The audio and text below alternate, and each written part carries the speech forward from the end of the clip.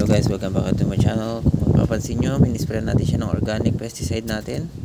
Ayan, itong uod na ito. At kita nyo naman, bulagta. Gamit natin ay ang ating baking soda. Ayan po. Ang baking soda po ay may 100% organic biopesticide.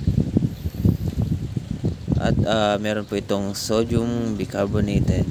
Wag pong baking powder po, baking soda po.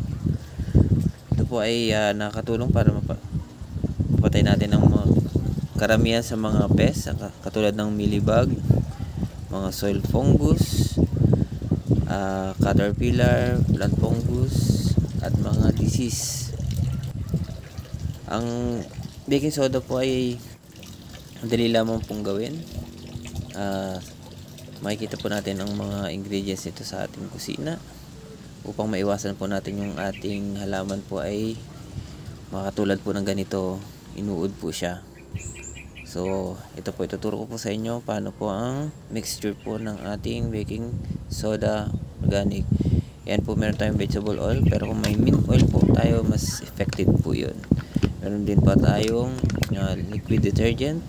Yan po, any kind naman po, any brand, ano pong problema yan. At ang ating main ingredients po, ang ating baking soda. Yan po, ito pong ginagamit ko para lalo na sa mga halaman natin na bagong tubo pa lang. Ayan, meron po tayong half liters po, half liters of water. Ayan po, yung baking soda po natin, iwasan po natin mapasobra para po hindi po natin mapatay yung mga katulad ng mga bees, mga worm na nakatulong para nakatulong din po sa environment natin. Ayan, kailangan po natin ng 1 tablespoon ng baking soda. Neem oil po, pero vegetable oil po ang gamit natin, pero pag neem oil po ang mas effective. Ayan po, 1 tablespoon din po ng ating vegetable oil. And ito rin po, 1 tablespoon din po ng ating liquid detergent po. Ayan, lagay lang po natin siya dito sa ating water.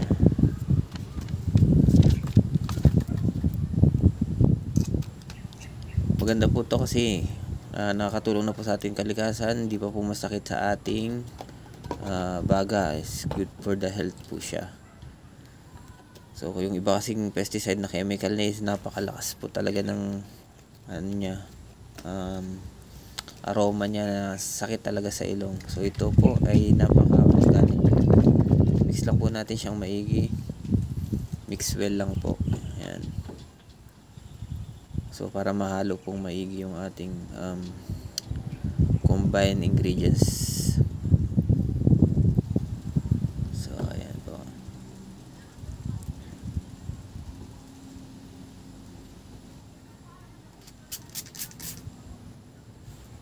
Ayan, pwede na po natin siyang spray.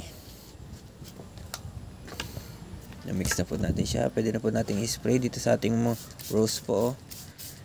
Ayan, kita nyo po, ang dami pong kumakagat sa ating leaves. Kasi po 2 weeks po ako nawala. And then dahil po nagbakasyon po tayo, pagbalik natin, ayan na po ang nangyari. So kaya importante po talaga yung ating pesticide. Baking soda rin po ay nakatulong sa mga fungicide na sa mga lupa. I-spray nyo rin po siya sa lupa. Fungicide din po siya. Yan na po, i-spray na po natin siya sa ating mga halaman.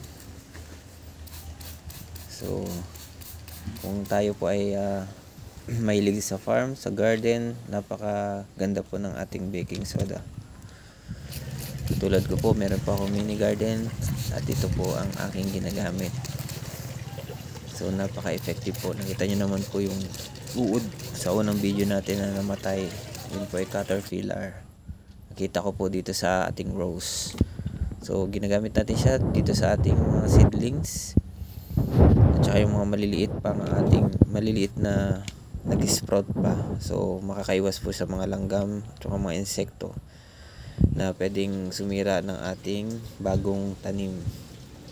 Yan po. Sana po kung nagustuhan nyo po itong video na to at may natutunan po kayo, may comment po. So, comment lang po sa ating sa ating comments below, and huwag po kalimutan mag-subscribe. Maraming salamat po sa ating panonood.